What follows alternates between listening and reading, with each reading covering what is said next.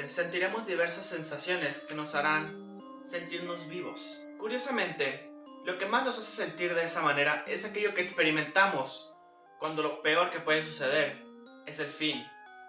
Y ese es el miedo. Antonio Malpica explica en la saga del libro de los héroes que hay distintos niveles del miedo, mencionando el terror como el peor de todos. E inclusive hace la pregunta, ¿conocemos el verdadero terror? Y yo hago la pregunta, ¿lo podremos conocer por medio de los libros? ¿O esto que venden como terror es solamente miedo en sus niveles más bajos? El día de hoy vamos a hablar de 3 libros del género del terror por autores mexicanos que he leído y que les recomiendo leer para esta temporada.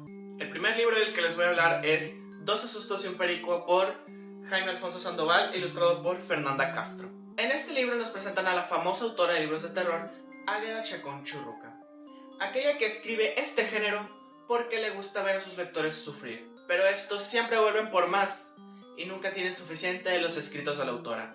Un día, la mujer muere electrocutada en su silla de masajes, dejando una gran fortuna sin heredero. Entonces, con muchísima anticipación, crea la carrera de los 12 sustos, en las que todos sus parientes, a los que tacha de tramposos y de cabello feo, van a competir y pasarán 12 noches, cada una en una propiedad embrujada de Águeda. Los parientes que logren sobrevivir todas esas noches y cumplan todas las misiones serán acreedores de una gran fortuna. Nosotros seguiremos a Chave y Chuy, 2 niños huérfanos que ven la competencia como la mejor oportunidad de salir del hoyo que es su orfanato. Y la verdad sí es un hoyo bien feo. Estamos empezando a hablar de libros de terror en este video con mi favorito de todos los que voy a mencionar.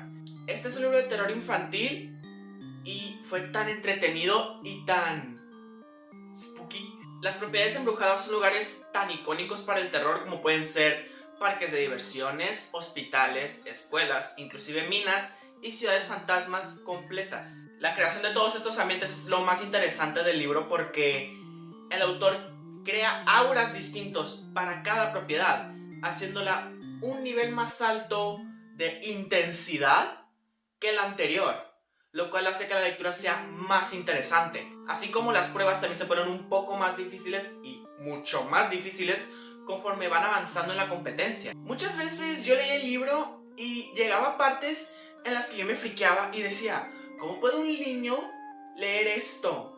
Yo en mi papel de tía, ahí ya yo temiendo por los niños de que, ¿cómo un niño puede leer esto? Esto está no pesado, pero está... Yo voy empezando en el género del terror. De hecho, esto es de los primeros libros de terror que yo leo por gusto. Y no conozco qué es apto, qué no es apto. Digo, puede ser muy sencillo de identificar, pero... y leer esas cosas yo me quedaba bien mortificado. Pero mortificado en el buen sentido porque todo estaba muy padre. Y todo estaba demasiado intenso y atrapante. Quiero recordar cómo me sentí con leer el libro y el aspecto del miedo. No sentí miedo como tal, pero lo que sí sentí fue el temor.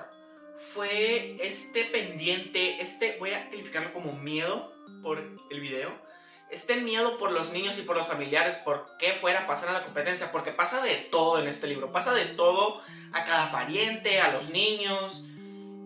Todo puede suceder en esta competencia y es una competencia aparte muy reñida y muy pesada.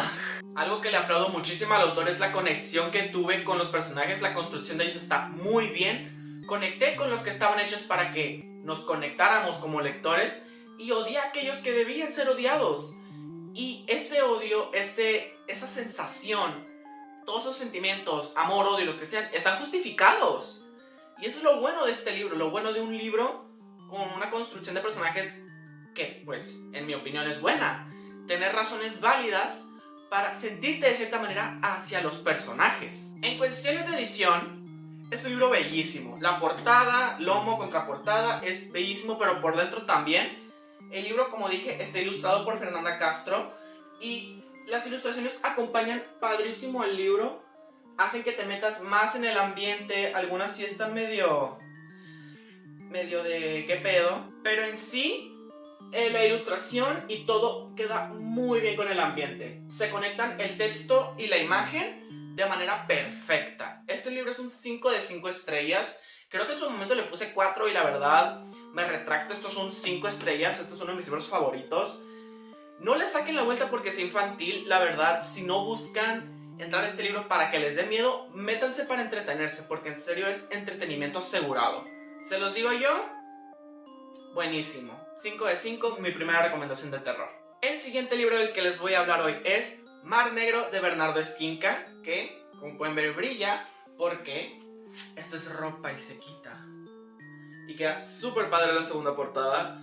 Están padrísimas las dos portadas, pero esta me encanta demasiado. Este libro no es una novela, sino que es una recopilación de cuentos de terror del mismo autor. El libro incluye 10 relatos que son diferentes entre sí, lo bueno, pero también tienen ciertas similitudes y eso se repite en todos los relatos, y es algo en lo que voy a profundizar después. Algo que me gustó mucho de estos cuentos es que no eran historias de terror y cuentos que yo voy a calificar como genéricos, de que dos güeyes, un demonio, uno posee al otro, este es poseído, mata al otro, se acaba la historia, valimos madre todos como humanidad, la chingada. No, sino que lo interesante de estos cuentos es que están construidos con un trasfondo, un pasado que está destinado a conectarse con el presente, que el lector tiene que conocer y los tiene que conectar, ya sea leyéndolos o pensando y atando los cabos en su mente. Es un libro de terror para pensar. La construcción del contexto y del trasfondo no es algo sencillo. Es simple, pero no sencillo. Porque se note que hubo un pensamiento, bueno, si voy a hacer esto, es porque en el pasado tiene que pasar esto, pero si pasa esto, también deberá pasar esto. O sea, las conexiones están hechas perfectamente. Inclusive, algunos relatos comparten que hay un futuro potencial que, ya dije, va a estar escrito en los cuentos, no va a estar escrito en los cuentos y lo tienes que pensar X, pero va a estar ese futuro y está en ti como lector decir, no, pues de aquí se arma esto. Les platiqué de los trasfondos y hago otra vez mención de estos porque Bernardo toma inclusive sucesos históricos para comenzar sus historias. Los que más recuerdo fueron Guerras y Tlatelolco, un evento aquí, pues, muy recordado en México. Pero a estos sucesos históricos, Bernardo los toma, les da su giro tétrico, los trabaja y los pone en este libro para que tú puedas creer que lo que está sucediendo es lo que realmente se desencadenó en ese evento histórico o es una vertiente del evento. Por decir, sí pasó Tlatelolco, como a ti te lo dijeron y como a ti te lo enseñaron, pero no sabes que también pasó esto. Ya profundicé tantito en las similitudes de los relatos, pero muy poco. Dije profundizar, pero la neta, muy poco. La razón por la que yo digo que los relatos son diferentes, pero iguales, es por lo siguiente. No están escritos con la idea de aterrarte principalmente. No están escritos para friquearte con todo lo que está escrito, sino que del terror o del miedo que debe de nacer en la historia, van a nacer unas preguntas y cuestiones que tú como lector te tienes que contestar. Tienes que asumir, intuir y respondértelas tú solo. Esto viene al final de cada cuento. Cada que terminas un cuento, llega el procesar la historia, cuestionarte, y a partir de ahí va a empezar otro terror que es el que creo Bernardo estaba buscando. Esto ya es una interpretación mía. Empieza el terror que Bernardo estaba buscando en este libro, porque puede que estas preguntas sean de qué pasó después con los personajes, en la historia, con el mundo en general, pero puede que te empiece a cuestionar también, pero ¿esto podrá pasar de verdad? ¿Esto es como, esto sí fue real?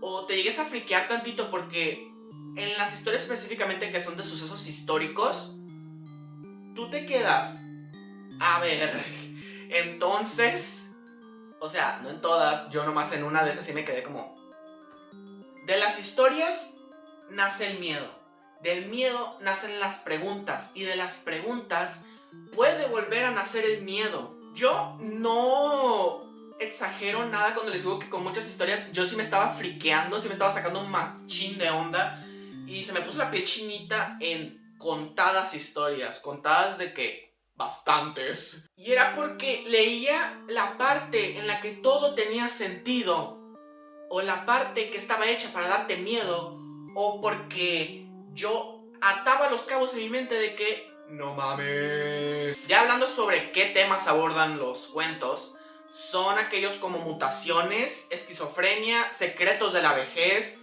secretos de la guerra inclusive. Y mis relatos favoritos fueron Mar de la Tranquilidad, Océano de Tormentas, que trata sobre la interpretación de las voces de la esquizofrenia con otro twist, y Ven a mí, que esa historia me encantó. Es sobre los riesgos de mezclar amor con brujería, o sea, los amarres. Muchos de los relatos aquí no están enfocados para crear el terror, como les dije, porque pueden ser relatos muy simples, pero que nomás te vas a quedar leyendo y vas a estar. Pero al mismo tiempo de ahí nace el temor, miedo, pendiente, terror, lo que ustedes quieran llamar. El libro juega muchísimo con tu mente en diversos aspectos. Y la verdad, esta fue una muy buena manera de conocer al autor. Me llamó muchísimo su dinámica. Él tiene más recopilaciones de cuentos. De hecho, tengo una por aquí también, Demonia, que creo que es la segunda o no sé en qué orden están. Pero este libro en serio despertó mi interés por la manera de escribir de este autor. Fue una experiencia que la verdad me encantó. Fueron noches muy friqueantes, pero muy interesantes. Yo les recomiendo estos cuentos si buscan un terror que los deje pensando. Así que, Mar Negro, Bernardo Esquinca, o en general, cuentos de Bernardo Esquinca. No he leído los demás, pero cuando lo haga, les voy a decir si trae la misma dinámica que este libro, porque si me llama a saber si en los otros recopilatorios tiene el mismo estilo que aquí, que está perrísimo. Por último, tenemos una inclusión un poquito controversial en mi mente, porque no sabía si hacerla. Por diversos motivos la terminé incluyendo, uno siendo, y el principal, que ya lo estaba leyendo con el propósito de reseñarlo y de hablar de él. Entonces, ya lo empecé y dije, lo voy a terminar, lo terminé y ahora vamos a estar aquí hablando del libro. Tal vez no de manera tan positiva como con los dos libros pasados, pero vamos a hablar de él. Estoy hablando de La última casa en la montaña de Javier M. Sotelo. Al principio de esta historia, David Rey, en un accidente automovilístico, pierde la vida y también se la quita a los padres de Maximiliano y Alfonso, que también estaban en el accidente. El hermano de David, Esteban Rey, asume por culpa y por lástima el rol de vigilar a los niños en lo que encuentran a un pariente que los tenga, que los adopte, por decir así. Terminan cayendo en manos de la tía Carmen, que vive en la última casa en la montaña. A Carmen nunca la han conocido, nunca escucharon de ella, y el llegar y acoplarse a su manera de vivir es algo completamente extraño para estos dos niños. Más que nada porque no conocen la personalidad turbia que tiene esta mujer. Por otro lado, Esteban Rey está lidiando con procesar la muerte de su hermano, no solamente por el hecho de que ya no está con él, sino qué lo llevó a ese accidente, qué razones tuvo para morir. Quiere conectar todo lo que pueda con la muerte de su hermano. Todo esto también porque va a encontrar pistas y cachos de historia en algunas partes, siendo bares y el coche de David al momento de morir. Va a encontrar cosas que lo van a conducir a un pueblo del que no se puede fiar y le advierten del que no puede salir vivo. La premisa suena muy interesante, ¿verdad? De que, wow. Hablemos del libro. Vayamos de positivo a negativo. Vamos a ir degradando este asunto. Lo positivo. La segunda mitad del libro. El libro se desarrolla en el año 1989 y se divide por las estaciones del año. Primavera, verano, otoño, invierno. Otoño e invierno son las mejores de todo el libro. Like, hands down. Es donde nace la adrenalina, donde finalmente te empiezan a dar respuestas a todas las preguntas que tienes desde que empiezas el libro, desde que escuchas de qué trata el libro. Fue muy emocionante leer ese último cacho. También una partecita del verano es interesante, pero lo peor es que otoño e invierno son las más cortas en toda la historia. Otro aspecto a resaltar son las escenas de la tía Carmen. Cada que mencionaban a esa mujer, cada que ella salía, en este libro, ya sea mención o presencia, era una adrenalina de no mames. Uno entra en un estado de pendiente y temor y todo lo que sea por estos niños porque la mujer está loca, está loca. Ella podía llegar y si la escena estaba yendo para cierto rumbo, ella decía, ay, ¿sabes qué? Para allá. Te cambiaba todo de una. O sea, esta mujer, en serio, mental ill. Esta señora te deja todo. Y hablando de cosas que te dejan todo, es que en este libro no cuenta como spoiler. Vamos a hablar de esto. Esto no cuenta como spoiler. Muere gente a destra y siniestra. La facilidad del autor de decir, ay, ¿sabes qué? Tú, bye. Es como que... ¿qué rollo? O sea, ¿qué rollo? Yo no me esperaba esto al momento de agarrar el libro. No sé qué me esperaba. No digo nombres, no digo escenarios, no digo momentos, pero oye, que se suele matar gente a lo güey. Fácil de esas muertes, máximo 2, dije, ay, chale. No empáticamente, sino como que, chale. Que eso nos lleva a nuestro siguiente punto. Ya vamos a ir bajando la calidad de comentario. No conecté mucho con los personajes a como me hubiese gustado. Me gusta crear lazos con los personajes, me gusta hacerlos sentir... Me gusta que me hagan sentir corrigiendo.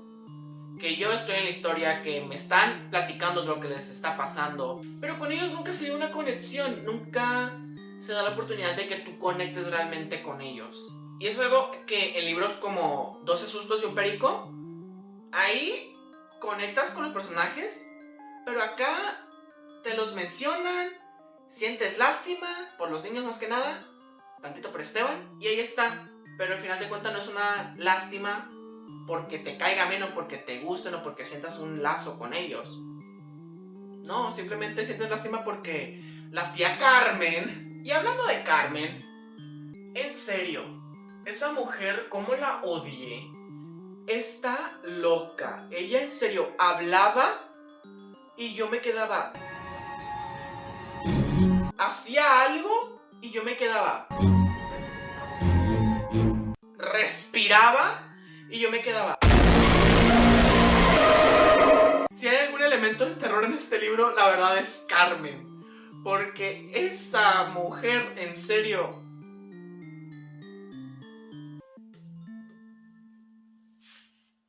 Ay, no. Pero, o sea, ay, no, pinche vieja. En sí la historia no es muy atrapante, que digamos. Me costaba mucho cuando bajaba el libro y lo cerraba y volvía al día siguiente para leerlo. Me costaba engancharme con la historia.